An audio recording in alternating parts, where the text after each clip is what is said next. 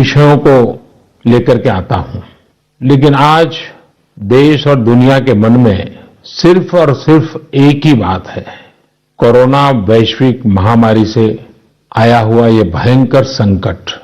ऐसे में मैं और कुछ बातें करूं वो उचित नहीं होगा, लेकिन सबसे पहले मैं सभी देशवासियों से क्षमा मांगता हूं और मेरी आत्मा कहती है कि आप मुझे जरूर क्षमा करेंगे, क्योंकि कुछ ऐसे निर्णय लेने पड़े हैं जिसकी वजह से आपको कई तरह की कठिनाइयां उठानी पड़ रही हैं।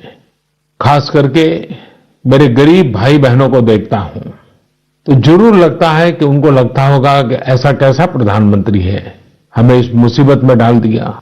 उनसे भी मैं विशेष रूप से क्षमा मांगता हूं। हो सकता है बहुत से लोग मुझसे नाराज भी होंगे कि ऐसे कैसे सबको घर में बंद कर रहे हो। मैं आपकी दिक्कतें समझता हूं, आपकी परेशानी भी समझता हूं, लेकिन भारत जैसे 130 करोड़ की आबादी वाले देश को कोरोना के खिलाफ लड़ाई के लिए एक कदम उठाए बिना कोई रास्ता नहीं था। कोरोना के खिलाफ लड़ाई जीवन और मृत्यु के बीच की लड़ाई है और इस लड़ाई में हमें जीतना है, और इसीलिए ये कठोर कदम उठाने बहुत आवश्यक थे। किसी का मन नहीं करता है ऐसे कदमों के लिए, लेकिन दुनिया के हालात देखने के बाद लगता है कि यही एक रास्ता बचा है। आपको, आपके परिवार को सुरक्षित रखना है।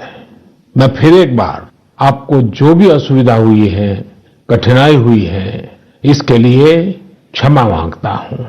साथियों, हमारे यहां कहा गया है, एवं एव विकारः अपि तरुणः साध्यते सुखम, यानी बीमारी और उसके प्रकोप से शुरुआत में ही निपटना चाहिए।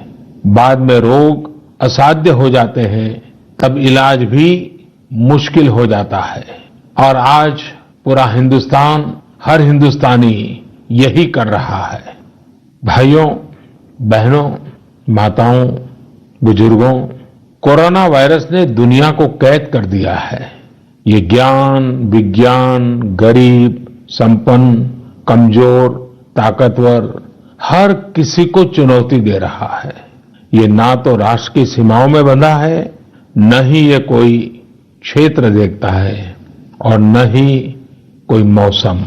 ये वायरस इंसान को मारने पर उसे समाप्त करने की जिद उठाकर बैठा है, और इसलिए सभी लोगों को, पूरी मानव जाति को इस वायरस के खत्म करने के लिए एकजुट होकर संकल्प लेना ही होगा। कुछ लोगों को लगता है कि वो लॉकडाउन का पालन कर रहे हैं, तो ऐसा करके वो मानो जैसे दूसरों की मदद कर रहे हैं। अरे भाई, ये भ्रम पालना सही नहीं है। ये लॉकडाउन आपके खुद के बचने के लिए है। आपको अपने को बचाना है, अपने परिवार को बचाना है। अभी आपको आने वाले कई दिनों तक इसी तरह धैर्य दिखाना ही है, लक्ष्मण रेखा का पालन करना ही है। साथियों, मैं ये भी जानता हूं कि कोई कानून नहीं तोड़ना चाहता, नियम नहीं तोड़ना चाहता, लेकिन कुछ लोग ऐसा कर रहे हैं क्योंकि अब भी वो स्थिति की गंभीरता को नहीं समझ रहे। ऐसे लोगों को यही कहूंगा कि लॉकडाउन का नियम तोड़ेंगे तो कोरोना वायरस से बचना मुश्किल हो जाएगा। दुनिया भर में बहुत से लोगों को कुछ इसी तरह की खुशफहमी थी। आज ये सब पछता रहे हैं। साथियों, हमारे यहां कहा गया है, आरोग्यम परम भाग्यम, स्वास्थ्यम सर्वार्थ साधनम, यानी आरोग्य ही सबसे बड़ा भाग्य है। दुनिया में सभी सुख का साधन स्वास्थ्य ही है। ऐसे में नियम तोड़ने वाले अपने जीवन के साथ बहुत बड़ा खिलवाड़ कर रहे हैं। साथियों, इस लड़ाई के अनेकों योद्धा ऐसे हैं जो घरों में नहीं, घरों के बाहर रहकर कोरोना वायरस का मुकाबला कर रहे हैं। जो हमारे फ्रंटलाइन सोल्जर्स हैं, खास करके हमारी नर्सिस बहनें हैं, नर्सिस का काम करने वाले भाई हैं, डॉक्टर हैं, पैरामेडिकल स्टाफ हैं, ऐसे साथी जो कोरोना को पराजित कर चुके हैं, आज हमें उनसे प्रेरणा लेनी है। बीते दिनों में मैंने ऐसे कुछ लोगों से फोन पर बात की है, उनका उत्साह भी बढ़ाया है और उनसे बातें करके मेरा भी उत्साह बढ़ा है। मैंने उनसे बहुत कुछ सीखा है, मेरा बहुत मन था, इसलिए इस बार मन की बात में ऐसे साथियों के अनुभव, उनसे हुई बातचीत, उसमें से कुछ बातें आपसे साझा करूं।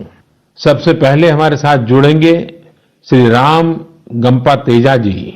वैसे तो वो आईटी प्रोफेशनल हैं, आइए उनके अनुभव सुनते हैं। यस राम। नमस्ते जी। हाँ राम, नमस्ते। नमस्ते नमस्ते। मैंने सुना कि आप कोरोना वायरस के इस गंभीर संकट से बाहर निकले हैं।